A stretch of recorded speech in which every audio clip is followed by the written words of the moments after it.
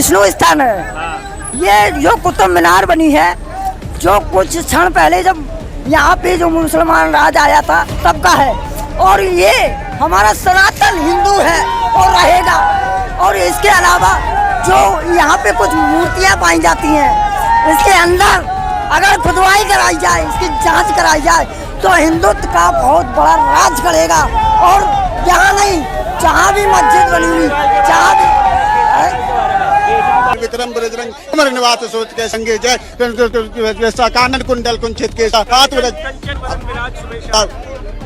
जी आगे बढ़िए। कंचन वरण विराज तो पूरा के साथ कानन कुंडल कुंचित के साथ तो पूरा जो है विराजे तांबे मूत जनेऊ साजे। ஆண்களுக்கு அன்றாடம் தேவைப்படும் ஆரோக்கியம் மற்றும் பலத்தை தரக்கூடிய அற்புதம் பாரம்பரிய இயற்கை முறையில் தயாரிக்கப்பட்ட சந்தோஷமான இல்லற வாழ்வின் கேடயம் mister perfect extra gold. Free home delivery மற்றும் டீலர்ஷிப்பிற்காக தொடர்பு கொள்ளுங்கள்.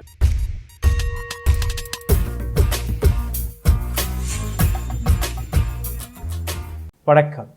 இந்த நாட்டில் இருக்கக்கூடிய நேஷனல் மீடியா, இன்னொரு பேர் இருக்கிறது கோதி மீடியா. இந்த நாட்டில் இருக்கக்கூடிய ப்ரொபகேண்டா, பொய் பிரச்சாரம், ஃபேக் நியூஸ் அல்ல இந்த நாட்டில் இருக்கக்கூடிய ஒரு அரசியல் சக்திக்கான திட்டங்களை, அவர்களுடைய கொள்கைகளை பரப்பக்கூடிய மீடியாவாக மாறிவிட்டது. நேற்று முழு நாளும் எத்தனை நபர்கள் நேஷனல் நியூஸ்களை பார்த்தீர்கள் என்று எனக்கு புரியவில்லை, ஆனால் நான் பார்த்தேன். நேற்று நாள் முழுவதும் கோதி மீடியா எடுத்து காட்டிய ஒரு சில விஷயங்கள், ஒவ்வொரு சேனலிலும் இதே போன்ற தலைப்பை போட்டுதான் இந்த செய்திகள் வெளிவந்தது. சரி, நேற்று காலை, இன்னைக்கு காலையில் இருக்கக்கூடிய நியூஸ் பேப்பர்களை படித்து பார்த்தேன். அங்கேயும் இதே போன்ற தலைப்புகளை கொண்ட செய்திகள் தான் வெளிவந்தது. என்ன தலைப்பு, என்ன செய்தி என்று நீங்கள் பார்த்தீர்கள்னா, இந்த நாட்டில் ஒரு புதிய மெனு கார்டை கொண்டு வந்திருக்கிறார்கள். அதாவது இதை பற்றி தான் நீங்கள் பேச வேண்டும், இதை பற்றி தான் நீங்கள் சிந்திக்க வேண்டும். புதிய மெனு கார்டில் கியான்வாபி மஸ்ஜித் இருக்கிறது, ஆக்ராவின் தாஜ்மஹல் இருக்கிறது, டெல்லியின் குதுப் மினார் இருக்கிறது, ஈத்கா மஸ்ஜித் மதுராவில் இருக்கிறது, அதாவது கிருஷ்ண ஜன்ம பூமி. ஒட்டுமொத்த கோதி மீடியாவில் இது போன்ற தலைப்புகள், இது போன்ற விவகாரத்தை பற்றி தான் எடுத்துக்காட்டி வந்தார்கள். தாஜ்மஹலில் இருக்கக்கூடிய 22 அறைகளை திறக்க வேண்டுமாம், அதற்குள் என்ன இருக்கிறது என்று தெரிஞ்சு கொள்ள வேண்டுமாம். இதை கேட்டது யார்? பிஜேபியின் ஒரு தலைவர். ஒரு பக்கம் ஒரு கூட்டம் எடுத்து வைக்கக்கூடிய விவாதம், கியான்வாபி மஸ்ஜித்தை நீக்கிவிட்டு அந்த இடத்தில் விஸ்வநாத் டெம்பிளை சேர்த்து விட வேண்டுமாம். அதாவது எந்த இடத்தில் மசூதி இருக்கிறதோ அந்த மசூதியை தமுசமாக்கிவிட்டு, இடித்துவிட்டு அந்த நிலத்தை கோவிலிடத்துடன் சேர்த்து விட வேண்டும், எக்ஸ்டென்ஷன் செய்து விட வேண்டும். இன்னொரு பக்கம் ஷாஹி மஸ்ஜித், ஈத்காஹ் மஸ்ஜித் மதுராவில் இருக்கிறது. இந்த மசூதியை இடித்துவிட்டு அந்த இடத்தில் இருக்கக்கூடிய கிருஷ்ண ஜன்ம பூமி மதுரா கோவிலை இணைத்து விடுவோமாம். அதாவது இந்த கோவிலையும் நீங்க எக்ஸ்டெண்ட் செய்து விடுங்கள். இன்னொரு பக்கத்தில் இருக்கக்கூடிய நபர்கள் குதுப் மினார், டெல்லியில் இருக்கக்கூடிய குதுப் மினாரை பெயர் மாற்றம் செய்து விடுங்கள், அதாவது விஷ்ணு ஸ்தம்ப் என்கிற பெயரை குதுப் மினாருக்கு மாற்றிவிடுங்கள் என்று ஒரு மிகப்பெரிய ஆர்ப்பாட்டம், மிகப்பெரிய போராட்டம் டெல்லியில் நடந்து கொண்டிருக்கிறது. குதுப் மினாரில் ஹனுமான் சாலிசாவை பாட வேண்டுமா? இது போன்ற எத்தனை இடங்களில் எத்தனை விதமான ப்ரொபகாண்டாவை இந்த நாட்டில் இருக்கக்கூடிய ஹிந்துத்துவ அமைப்புகள் நடத்தி வருகிறார்கள். இதற்கான காரணம் என்ன? எதற்காக கோதி மீடியா இது போன்ற செய்திகளை பற்றி, இது போன்ற டிபேட்களை நடத்தி வருகிறது? அதுவும் திடீர் என்று நாள் முழுவதும் இதே போன்ற டிபேட்கள் மட்டும்தான், இதே போன்ற செய்திகள் மட்டும்தான் நீங்கள் பார்த்து வந்தீர்கள். காரணம், 2024ஆம் ஆண்டு வரக்கூடிய தேர்தல், அதாவது இன்னையிலிருந்து 2.5 வருடம் கழித்து வரக்கூடிய தேர்தல், அதற்கு முன்னாடி பல மாநிலங்களில் வரக்கூடிய தேர்தல். இந்த தேர்தல்களில் எந்த விதமான விஷயங்கள் பற்றி பேசப்பட வேண்டும், எந்த விதமான விஷயங்களை மக்கள் தெரிஞ்சு கொள்ள வேண்டும், இந்த நாட்டில் இருக்கக்கூடிய ஹிந்துத்வா என்கிற இந்த சென்டிமெண்ட்டை டச் செய்து எப்படி இந்த நாட்டில் இருக்கக்கூடிய அரசாங்கத்தை தக்க வைத்துக் கொள்ளலாம், சாசனத்தை பிடிக்கலாம் என்கிற கொள்கையுடன் இந்த விஷயத்தை இவர்கள் எடுத்துக்காட்ட தொடங்கிவிட்டார்கள். இதே பாணியில் நேற்று ஸ்ரீலங்காவை பற்றின ஒரு செய்தியை படித்தேன். எப்படி இந்தியாவில் இது போன்ற புரொபகண்டாவை பரப்பி வருகிறார்களோ இதே பாணியில் ஸ்ரீலங்காவிலும் புரொபகண்டா பரப்பப்பட்டது. அங்கே இருக்கக்கூடிய ஒரு சில செய்தித்தாள்களில் வெளிவந்த செய்திகள், லங்கா புத்திஸ்ட் மாங்க் டிமாண்ட் ஹலால் பாய்காட். இந்தியாவில் எப்படி ஹலால் பாய்காட் இருக்கிறதோ அங்கேயும் ஹலால் boycott. Mask, Muslim own shop and home in Sri Lanka. Mop அதாவது ஒரு கூட்டம் அங்க இருக்கக்கூடிய முஸ்லிம் கடைகளை, மீட் ஷாப்களை தாக்கி வருகிறார்கள். இங்கேயும் கர்நாடகாவில் அதை நீங்க பார்த்திருப்பீர்கள். Sri Lanka sharp increase in violence against Christians. கிறிஸ்துவர்கள் மீது ஒரு மிகப்பெரிய அளவில் தாக்குதலை தொடங்கி இருக்கிறது ஸ்ரீலங்கா. இதே போன்ற பல செய்திகளை நீங்க பார்த்து வந்தீர்கள். அனைத்திற்கான ஸ்கிரீன்ஷாட்டும் உங்களுக்கு முன் இருக்கிறது. எப்படி ஒரு நாட்டில் இருக்கக்கூடிய அரசாங்கம், அங்க இருக்கக்கூடிய அரசியல்வாதிகள் இது போன்ற புரொபகண்டாவை பரப்பி வந்து அங்க இருக்கக்கூடிய மக்களுடைய கவனத்தை திசை திருப்பி வருகிறார்கள். இன்னைக்கு ஸ்ரீலங்காவுடைய நிலை உங்களுக்கு முன் இருக்கிறது. எதை பத்தி பேசியிருக்க வேண்டும், ஒரு ஊடகம் எதை பத்தி பேசியிருக்க வேண்டும் என்று நீங்க நினைத்தீர்கள்னா, பல மாநிலங்களில் தேர்தல் வரக்கூடிய இந்த பட்சத்தில் அங்க இருக்கக்கூடிய பிரச்சனைகளை பத்தி பேசியிருக்க வேண்டும், நாட்டில் இருக்கக்கூடிய விலைவாசியை பத்தி பேசியிருக்க வேண்டும், வேலைவாய்ப்பை பத்தி பேசியிருக்க வேண்டும். டீசலுடைய விலை 100 ரூபாயை தாண்டி விட்டது, அதை பத்தி பேசியிருக்க வேண்டும். இந்த நாட்டுடைய இன்ஃப்ராஸ்ட்ரக்சரை பத்தி பேசியிருக்க வேண்டும், ஹெல்த் இன்ஃப்ராஸ்ட்ரக்சரை பத்தி பேசியிருக்க வேண்டும், டெவலப்மெண்ட்டை பத்தி பேசியிருக்க வேண்டும். ஆனால் இவர்கள் பேசக்கூடிய விஷயம் ஆக்ராவின் தாஜ்மஹால், மதுராவில் இருக்கக்கூடிய கியான்வாபி மஸ்ஜித், கிருஷ்ண ஜன்ம பூமி, குதுப் மினார் போன்ற விஷயங்கள். இந்த நாட்டிற்கும் இவர்கள் செய்து வரும் பிரச்சனைகளுக்கும் இவர்கள் தூண்டி வரும் கலவரத்திற்கும் என்ன காரணம் என்று நீங்க புரிந்திருப்பீர்கள். ஆனால் இதற்கு மேல் நீங்க இந்த நாட்டில் இருக்கக்கூடிய கோதி மீடியாவுடைய செயலை பாருங்கள். இவர்கள் போட்டு வந்த தலைப்புகள், நமாஸ் கி ஆசாதி, பூஜா பர் பாபந்தி. அதாவது நமாஸ் படிப்பதற்காக சுதந்திரம், ஆனால் இந்த நாட்டில் பூஜை செய்வதற்கான தடை. எந்த இடத்தில் தடை என்று எனக்கு புரியவில்லை. पहली बार टीवी पर ज्ञानवापी मस्जिद के तहखाने की एक्सक्लूसिव तस्वीर है. முதல் முறையாக கியான்வாபி மசூதியிலிருந்து வெளிவரக்கூடிய படங்களை நீங்க பாருங்கள். மஸ்ஜித் और मीनारे कितनी दीवारें. ஒரு பக்கம் கோவில், இன்னொரு பக்கம் மீனார். ஆனால் இதற்கு இடைவில் எத்தனை செவர்கள் எழுந்திருக்கிறது என்று நீங்க பாருங்கள். தரோஹர் பர் தர்ம் யுத். இந்த நாட்டு சொத்து பத்துக்கள் மீது தர்ம யுத்தம் தொடங்கிவிட்டதாம். அனைத்துமே கோதி மீடியா பரப்பக்கூடிய இந்த செய்திகள். 2024 முன் தர்ம யுத்தம் இந்தியாவில். சவால் பப்ளிக் கா, ज्ञानवापी पर भाईचारे से फैसला या कोर्ट जो कहेगा. ज्ञानवापी கோவிலில் மக்கள் தீர்ப்பு எடுப்பார்களா, இல்ல கோர்ட் எதை கூறுகிறார்களோ அதை மக்கள் ஏற்றுக்கொள்வார்களா? இதே போன்ற பல தலைப்பை கொண்ட கோதி மீடியாவின் செய்திகளை நாள் முழுவதும் நீங்க பார்த்து வந்தீர்கள். நியூஸ் பேப்பரில் இதே போன்ற செய்தி தலைப்புகளை தான் நீங்க பார்த்து வந்தீர்கள். இதற்கான அர்த்தத்தை நீங்க புரிந்து கொள்ள வேண்டும். எதற்காக இது போன்ற புரொபகண்டாவை இவர்கள் நடத்தியிருக்கிறார்கள்? அதாவது உங்களுடைய மனதில் எந்த ஹிந்துத்வா என்கிற விதையை இவர்கள் விதைத்தார்களோ அது பெரிதாகி மரமாகிவிட்டது. இதை இன்னும் வளர்க்க வேண்டும். இதற்காகவே அசான் என்கிற விவகாரத்தை உங்களுக்கு முன் எடுத்து வைத்தார்கள். லவுட் ஸ்பீக்கர் என்கிற விவகாரத்தை உங்களுக்கு முன் எடுத்து வைத்தார்கள். ஹிஜாப் என்கிற விவகாரம், ஹனுமான் சாலிசா என்கிற விவகாரம், இதற்கு மேல் ஜட்கா ஹலால் என்கிற விவகாரம். இந்த அனைத்தையுமே நீங்க பாருங்கள். எப்படி ஸ்ரீலங்காவின் அந்த தலைப்பு செய்திகளை நீங்க பார்த்து வருகிறீர்களோ அதே பாணியில் இந்தியாவிலும் கடந்த 8 வருடமாக இதே முறையில் இந்த கோதி மீடியா உங்களுக்கு முன் வெறுப்பை பிளாட்டர் செய்து வருகிறது, சர்வ் செய்து வருகிறது. நீங்க எதை பத்தி பேச வேண்டும், எதை பத்தி பேசக்கூடாது, எதை பத்தி சிந்திக்க வேண்டும், எதை பத்தி சிந்திக்க கூடாது என்கிற அனைத்து கட்டுப்பாட்டையும் இந்த நாட்டு அரசாங்கம், ஒரு அரசியல் கட்சி, ஒரு அரசியல் அமைப்பு செய்து கொண்டிருக்கிறது. இதற்கு கைக்கூலிகள் யார் என்று நீங்க பார்த்தீர்கள்னா இது போன்ற கோதி மீடியாவை சார்ந்த நபர்கள். இதை தாண்டி ஒரு சில சோஷியல் மீடியாவில் இருக்கக்கூடிய இன்ஃப்ளூயன்சர்கள் பணத்திற்காக எதை வேணாலும் செய்து விடலாம், எப்படி வேணாலும் பேசிவிடலாம். இந்த நாட்டுடைய கொள்கைகளை, இந்த நாட்டுடைய அடிப்படை ஒற்றுமையை சிதைக்கலாம் தன்னுடைய அரசியல் லாபத்திற்காக. டெல்லியில் இருக்கக்கூடிய குதுப் மினாரை பத்தி நீங்க பாருங்க. அங்க ஹனுமான் சாலிசாவை பாட வேண்டுமா? குதுப் மினாருடைய பெயரை மாற்றி விஷ்ணு ஸ்தம்ப் என்று மாற்றிவிட வேண்டுமாம். காரணம் 1200ஆம் ஆண்டு கட்டப்பட்ட இந்த மினார் இது ஒரு இந்து கோவிலாக இருந்தது. அப்ப இருந்த இஸ்லாமியர்கள் அந்த கோவிலுடைய பெயரை மாற்றி அதை குதுப் மினாராக மாற்றி விட்டார்களாம்.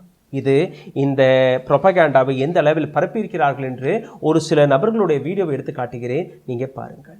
உங்களுக்கு புரிந்துவிடும் எந்த அளவில் இந்த நாட்டில் புரொபகண்டா பரப்பப்படுகிறது. विष्णु स्थान है ये, जो कुतुब मीनार बनी है, जो कुछ क्षण पहले जब यहाँ पे जो मुसलमान राज आया था तब का है। और ये हमारा सनातन हिंदू है और रहेगा।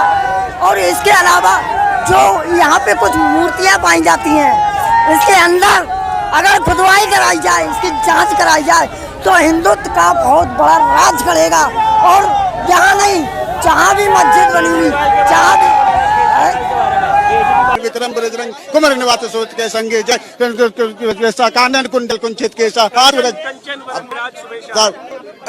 जी आगे बढ़िए। कंचन वरण तो पूरा केसा कानन कुंडल किंचित केसा तो पूरा जो है विराजे तांबे मूच जनेऊ साजे। இவர்கள் பேசியதை நீங்க கேட்டீர்கள். அதாவது இந்த அளவில் அந்த விஷயத்தை ஆழமாக பதிய வைத்திருக்கிறார்கள் என்று நீங்க பாருங்கள். இதற்கு முன் மகாராஷ்டிராவில், உத்தரப்பிரதேசத்தில், மத்திய பிரதேசத்தில் லவுட் ஸ்பீக்கர் என்கிற பெயரில், ஹனுமான் சாலிசா என்கிற பெயரில், அசான் என்கிற பெயரில் எந்த அளவில் இந்த நாட்டில் வெறுப்பை திணித்திருக்கிறார்கள் பாருங்கள். அதே விஷயம் இன்னைக்கு டெல்லி வரை போய்விட்டது. அதாவது 1600ஆம் ஆண்டு கட்டப்பட்ட கட்டடங்கள், 1200ஆம் ஆண்டு கட்டப்பட்ட கட்டடங்கள், 200 வருடம் 1000 வருடம் பழமை வாய்ந்த கட்டடங்களை வைத்து இன்னைக்கு அரசியல் செய்ய தொடங்கிவிட்டது பிஜேபி. தாஜ்மஹலை பார்த்து விடுங்கள். தாஜ்மஹலில் இருக்கக்கூடிய 22 கதவுகளை திறந்து பார்க்க வேண்டுமா? அதற்கு உள்ள என்ன இருக்கிறது என்று பார்க்க வேண்டுமா? இதற்காகவும் ஒரு சில நபர்கள் புரோபகேண்டாவை பரப்ப தொடங்கிவிட்டார்கள். அதாவது தாஜ்மஹல், இதற்கு கீழே ஒரு கோவில் இருக்கிறது, அந்த கோவிலில் சிலைகள் இருந்தது. இந்த அனைத்து சிலைகளையுமே 22 அறைகளில் அடைத்து வைத்திருக்கிறார்கள். அதற்காக ஒரு புரோபகேண்டா வீடியோ. ताजमहल में ऐसे क्या सबूत छुपे हैं जो सामने आ जाएंगे तो आफत आ जाएगी। 20 से ज्यादा दरवाजे ताजमहल में ऐसे हैं जिनको हमेशा के लिए बंद कर दिया गया था और उसके अंदर बताया जाता है बहुत ही बड़ा रहस्य छुपा है। और इसी रहस्य को जानने के लिए हाई कोर्ट के अंदर पिटीशन दायर की गई है कि इन कमरों को खुलवाकर जनता को बताओ कि आखिर इसमें ऐसा है क्या। याचिकाकर्ता का कहना है कि इसके अंदर हिंदू देवी देवताओं की मूर्तियां छुपी है और इसीलिए इनको बंद किया गया था। ऐतिहासिक तथ्य सबसे पहली हमारी है कि वो जो 20 से ज्यादा कमरे हैं उन कमरों को खोला जाए। दूसरा, एक फैक्ट फाइंडिंग कमेटी बने जो कि ये निर्धारित करे, जो तय करे, जो ये फाइंड आउट करे कि आखिर ये जो 22 कमरों का रहस्य क्या है और इस पूरे ताजमहल का रहस्य क्या है. ஆனால் இதை பத்தின உண்மை நீங்க தெரிஞ்சு கொள்ள வேண்டும். தாஜ்மஹல் ஒரு கோவிலா இல்லையா என்கிற இந்த கேள்விக்காக பாராளுமன்றத்திலிருந்து பிஜேபியோடைய संस्कृति அமைச்சர் महेश शर्मा கொடுத்த இந்த பதிலை நீங்க கவனமாக கேட்க வேண்டும். सरकार के पास कोई प्रमाण नहीं है कि ताजमहल एक हिंदू मंदिर है. அரசாங்கத்திடம் எந்த விதமான ரிப்போர்ட்டும் அல்ல, எந்த விதமான ஆதாரமும் அல்ல தாஜ்மஹல் ஒரு கோவிலாக இருந்தபடி. இது மட்டுமல்ல, இதற்கு மேல் இவர் கொடுத்த பதில், गौरतलब है कि ताजमहल को हिंदू मंदिर घोषित करने के लिए इसमें हिंदुओं को ही पूजा करने का अधिकार देने की मांग के लिए आगरा की अदालत में याचिका दायर की गई है. தாஜ்மஹலை ஹிந்து கோவிலாக மாற்றி அங்க பூஜை அர்ச்சனைக்காக இந்துக்களுக்கு அனைத்து அதிகாரமே கொடுத்துவிட வேண்டும் என்கிற ஒரு அப்பீலை ஆக்ராவின் கோர்ட்டில் ஒரு நபர் போட்டிருக்கிறார். அவர் போட்டது முட்டாள்தனம், அவர் போட்டது போய் அவருடைய மன குழப்பம் மட்டும்தான் என்று மிக தெளிவாக பிஜேபியின் அமைச்சரே பாராளுமன்றத்திலேயே கொடுத்த இந்த பதில். இங்கே மட்டுமல்ல, ஏஎஸ்ஐ அதாவது ஆர்கியாலஜி சர்வே ஆஃப் இந்தியா இவர்கள் கொடுத்த பதிலும் நீங்க கேட்க வேண்டும். 2018ஆம் ஆண்டு ஏஎஸ்ஐ ஆக்ரா கோர்ட்டில் கொடுத்த एफिडेविटिल ताजमहल के शिव मंदिर या तेजो महल होने का कोई दावा नहीं, सच है, ये सिर्फ काल्पनिक है. அதாவது சிவன் கோவில் அல்ல தேஜோ महल என்கிற இந்த கற்பனை கதையை ஒரு சில இந்துத்துவ அமைப்புகள் எடுத்துக்காட்டி வருகிறார்கள். இது முழுக்க முழுக்க போய். ஆக்ராக்கு அக்கம்பக்கத்தில் கூட எந்த விதமான கோவில் இருந்ததாக எந்த தடயமும் எங்களுக்கு கிடைக்கவில்லை. ஆர்கியாலஜிக்கல் சர்வே ஆஃப் இந்தியா வெளிவிட்ட இந்த ரிப்போர்ட் சுப்ரீம் கோர்ட்டிலேயே போய் இந்த ரிப்போர்ட்டை சப்மிட் செய்திருக்கிறார்கள். சிந்தித்து பாருங்கள் எந்த அளவில் இந்த நாட்டில் பொய் பிரச்சாரம் நடந்து கொண்டிருக்கிறது. ஆனால் இதற்கு பின்னாடி இருக்கக்கூடிய காரணங்களும் இருக்கிறது. எதற்காக இந்த நாட்டு அரசாங்கம் இது போன்ற விஷயங்களை திணிக்க பார்க்கிறது, எதற்காக ஒரு அரசியல் கட்சி இது போன்ற பொய்யான புரோபகேண்டாவை உங்களுக்கு முன் எடுத்து வைக்கிறது.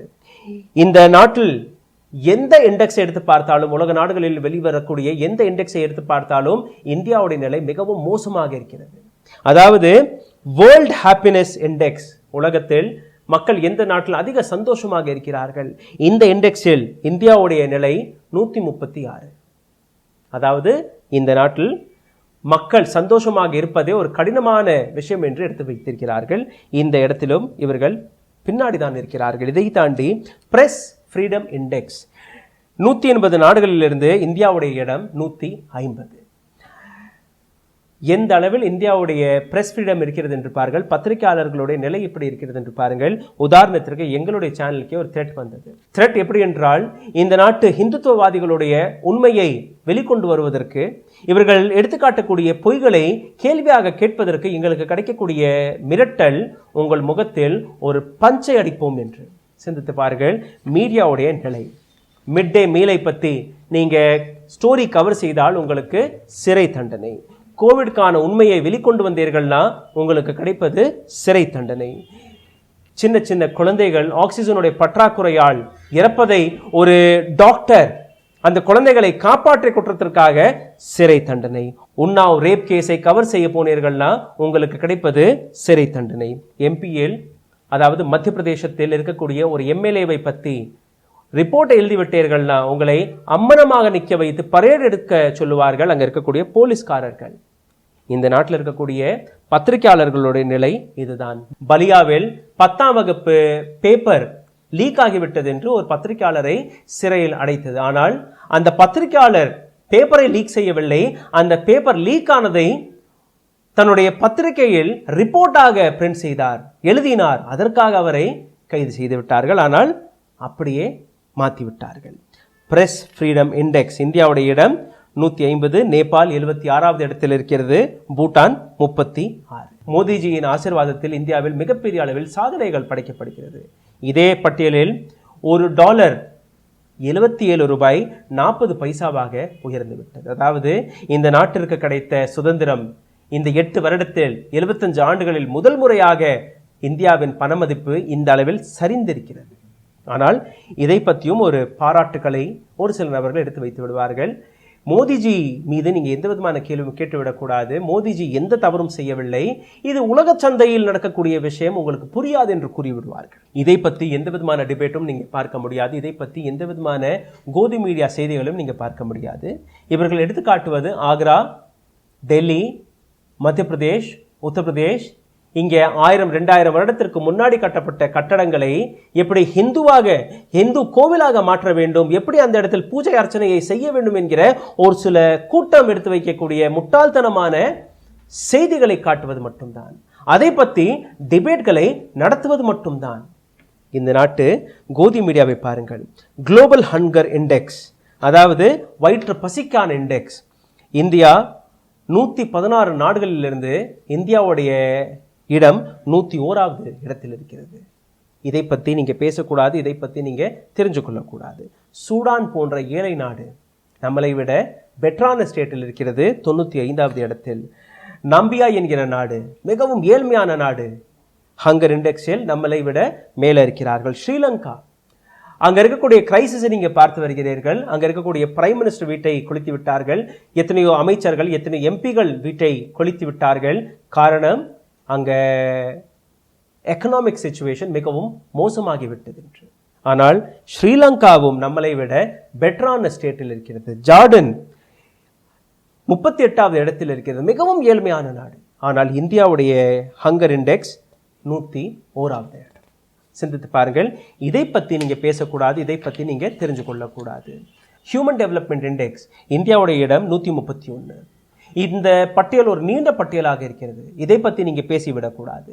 டெவலப்மெண்ட் இண்டெக்ஸாக இருக்கட்டும், employment index, happiness index, hunger index, health index, education index, இது போன்ற எத்தனையோ பட்டியல்களை நீங்க பார்த்தீர்கள்னா இந்தியா தன்னுடைய இடத்திலிருந்து சரிவை தான் பார்த்து வருகிறது. வேலை வாய்ப்பை பற்றி நீங்க பார்த்தீர்கள்னா அந்த டேட்டாவையே வெளிவிடுவதை நிறுத்திவிட்டது இந்த நாட்டு அரசாங்கம், மோடி அரசாங்கம். வேலை வாய்ப்பு எந்த அளவில் இருக்கிறது என்றே இந்த டேட்டாவை உங்களுக்கு கொடுத்தால் தானே நீங்க கேள்வி கேட்பீர்கள். அந்த டேட்டாவை வெளிவிடாமல் நிறுத்திவிட்டால் உங்களிடம் கேள்வியே வராது. இதை பற்றி நாம் பேச மாட்டோம். இந்த கேள்விகளை பற்றி நாம் எந்த விதமான டிபேட்டையும் நடத்த மாட்டோம். டிபேட் நடப்பது அனைத்துமே ஒரு அரசியல் கட்சி, ஒரு அரசியல் அமைப்பு, ஒரு ஹிந்துத்துவ அமைப்பு எடுத்துக்காட்டக்கூடிய அவர்களுடைய கொள்கையை பற்றி மட்டும்தான், அவர்களுக்கு அந்த அரசியல் லாபம் எப்படி போய் சேர வேண்டும் என்கிற வேலையை மட்டும்தான் நாங்கள் பார்ப்போம். எங்களுடைய பெயர் கோதி மீடியா அல்ல, நீங்கள் சொல்ல நினைத்தால் நேஷனல் மீடியா என்று கூட எங்களை நீங்கள் பார்க்கலாம். இந்த நாட்டுடைய மீடியா ஹவுசஸ்களை நீங்கள் பாருங்கள். ஒரு புதிய மெனு கார்டு உங்களுக்கு முன் வைத்து விட்டார்கள். இதை பற்றி இதற்கு மேல் அடுத்த 2.5 வருடம் வரை நீங்கள் டிபேட்களை பார்க்கலாம். இதற்கான இன்னொரு அர்த்தமும் இருக்கிறது. ராமர் கோவிலை முன்னிறுத்தி ஒரு அரசியல் கட்சி இந்த நாட்டு அரசியலில் குதித்தது. அவர்களுக்கு அரசியலும் கையில் வந்துவிட்டது. அந்த ராமர் கோவிலையும் அவர்கள் கட்டிவிட்டார்கள். ஆனால் இதற்கு மேல் என்ன?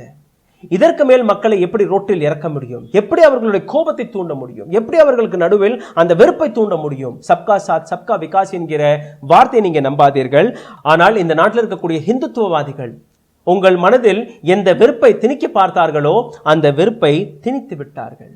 கியான்வாபி மசூதியில் அங்க இருக்கக்கூடிய மக்களை எப்படி தூண்ட வேண்டும், அந்த மசூதியை எப்படி இடிக்க வேண்டும் என்று பிஜேபியுடைய முன்னாள் எம்எல்ஏ கூறியிருக்கிறார். தன்னுடைய ஃபேஸ்புக் பக்கத்தில் கூறியிருக்கிறார். சங்கீத் சோம் என்கிற ஒரு தலைவர், போன தேர்தலில் தோல்வியை பார்த்த தலைவர், இவர் எழுதிய இந்த फेसबुक पोस्ट படிக்கிறேன் கேளுங்கள். औरंगजेब जैसे लोगों ने ज्ञानवापी मस्जिद बनवाई थी, 92 में बाबरी, 22 में ज्ञानवापी की बारी.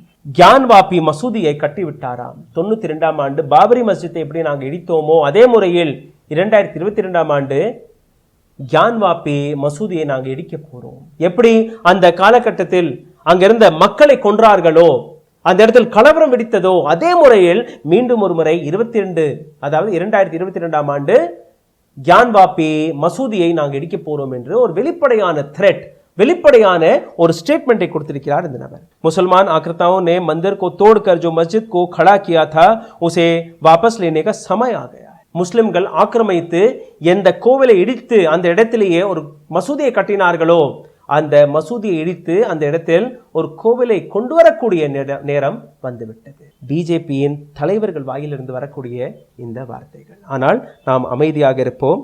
நாம் எந்த விதமான கேள்வியும் கேட்க மாட்டோம். சப்கா சாத் சப்கா விகாஸ், அனைவருடைய வளர்ச்சியும் நாங்கள் பார்த்து கொண்டிருக்கிறோம் என்று மோடி ஆங்காங்கே மேடைகளை போட்டு வருகிறார். இவர்கள் புரோபகண்டாவை பரப்புவதற்காக தான் இந்த அரசியல் கட்சியில் இருக்கிறார்கள். இவர்களுடைய வேலை ஆர்எஸ்எஸ் மற்றும் பிஜேபியுடைய அடிப்படை கொள்கைகளை பரப்புவது மட்டும்தான். ஆனால் மேலிடத்தில் இருக்கக்கூடிய அரசியல்வாதிகள் அவர்கள் பேசக்கூடிய வார்த்தைகள் வேற, டயலாக் வேற. ஸ்போக் பர்சன், அமைச்சர்கள், எம்பி, மினிஸ்டர் யாரிடம் போய் கேட்டீர்கள்னா கூட அவர்கள் கொடுப்பது இவர்களை விட்டுவிடுங்கள், இவர்கள் பேசுவதை நீங்கள் கவனத்தில் எடுத்துக்கொள்ளாதீர்கள், இவர்கள் பிரெஞ்ச் எலிமெண்ட் என்று கூறுவார்கள். இவர்கள் பிரெஞ்ச் எலிமெண்ட் இல்லை. எச் ராஜா போன்ற நபர்கள், அர்ஜுன் சம்பத் போன்ற நபர்கள், சம்பீத் பாத்ரா போன்ற நபர்கள், இந்த நாட்டில் இருக்கக்கூடிய ஒவ்வொரு பிஜேபியின் ஸ்போக் பர்சன்கள் அனைவருமே, ஒவ்வொரு அமைச்சர், ஒவ்வொரு எம்பி, எம்எல்ஏ அனைவருமே கொடுக்கக்கூடிய ஒவ்வொரு வார்த்தையும் ரெக்கார்டில் இருக்கிறது. இவர்களை பிரெஞ்ச் எலிமெண்டாக நீங்க பார்க்க முடியாது. இன்னும் சொல்ல போனால் லால் கிலாவை பாருங்கள். ஆகஸ்ட் 15ஆம் தேதி இந்த நாட்டில் இருக்கக்கூடிய ஒவ்வொரு பிரைம் மினிஸ்டரும் தன்னுடைய உரையை கொடுத்து வருகிறார். அங்க இந்திய தேசிய கொடியை ஏற்றி வருகிறார். ஒட்டுமொத்த உலகமே இன்னைக்கு இந்தியாவுடைய பிரைம் மினிஸ்டர் எதை பற்றி பேசினார், அவருடைய உரையில் என்ன இருந்தது என்று ஒட்டுமொத்த உலகமே படித்து வருகிறது, பார்த்து வருகிறது. ஆனால் அந்த லால் கிலா உட்பட முகல்ஸ் கட்டின கட்டடம் மட்டும்தான். நாளைக்கு இந்த நபர்கள் லால் கிலாவையும் கோவிலாக மாற்றிவிடுங்கள், லால் கிலாவிற்கு கீழேயும் நீங்க இடித்து பாருங்கள், அதற்கு கீழே என்ன பதுக்கி வைத்திருக்கிறார்கள் என்று இவர்கள் வருவார்கள். இந்த நாட்டில் எதை பற்றி பேசியிருக்க வேண்டும், எதை பற்றி பேசியிருக்க கூடாது என்று நீங்க பார்க்க வேண்டும். தாஜ்மஹலுடைய கதவுகளை திறக்க வேண்டும். 22 கதவுகளுக்கு பின்னாடி ஹிந்து சிலைகள் இருக்கிறது, அது ஒரு கோவிலாக தான் இருந்தது. இந்த முகல்ஸ் அதை மாற்றமைத்து விட்டார்கள். ரஜ்னீஷ் என்கிற ஒரு பிஜேபியுடைய தலைவர் அங்க இருக்கக்கூடிய ஹைகோர்ட்டில் இந்த மனுவை போட்டிருக்கிறார். அதற்கான விளக்கத்தையும் இதே பிஜேபியை சார்ந்த நபர்கள் பாராளுமன்றத்தில் கொடுத்ததை உங்களுக்கு எடுத்து காட்டினேன். 1934ஆம் ஆண்டு கடைசி முறை தாஜ்மஹலுடைய இந்த 22 கதவுகள் தொடக்கப்பட்டது. எதற்காக இந்த கதவுகளை மூடினார்கள் என்றால் அங்கே இருக்கக்கூடிய செக்யூரிட்டி மெஷர்ஸ்க்காக. கீழே நீங்கள் திறந்து வைத்தீர்கள்னா பல விதமான அந்த கட்டடத்திற்கு டேமேஜ் ஆகும், பல விஷயங்கள் நடக்கும் என்று ஏஎஸ்ஐ இதை பூட்டி வைத்திருக்கிறது. கடந்த 88 வருடங்களாக இதை திறக்கப்படவில்லை. ஆனால் அதற்குள் என்ன இருக்கிறது, அனைத்து ஆய்வும் அனைத்து ரிப்போர்ட்டுமே ஏஎஸ்ஐ கையில் இருக்கிறது. அதனால் இது போன்ற நபர்களை பற்றி நீங்கள் சிந்திக்கக்கூடாது, பேச தேவையில்லை. ஒரு பிளாட்டர், அதாவது இந்த நாட்டில் இருக்கக்கூடிய ஹிந்து முஸ்லிம் கலவரத்தை எப்படி தூண்டலாம், உங்களுடைய கவனத்தை எப்படி திசை திருப்பலாம், இந்த நாட்டில் எதை பற்றி பேச வேண்டும் எதை பற்றி பேசக்கூடாது என்கிற அனைத்து கட்டுப்பாட்டையுமே ஒரு அரசாங்கம், ஒரு அரசியல் அமைப்பு, ஒரு ஹிந்துத்துவ அமைப்பு எழுதி கொடுக்கிறதை இவர்கள் அப்படியே வாசித்து வருகிறார்கள். செய்திகள் வழியாக, கோதி மீடியா வழியாக, சோஷியல் மீடியா வழியாக.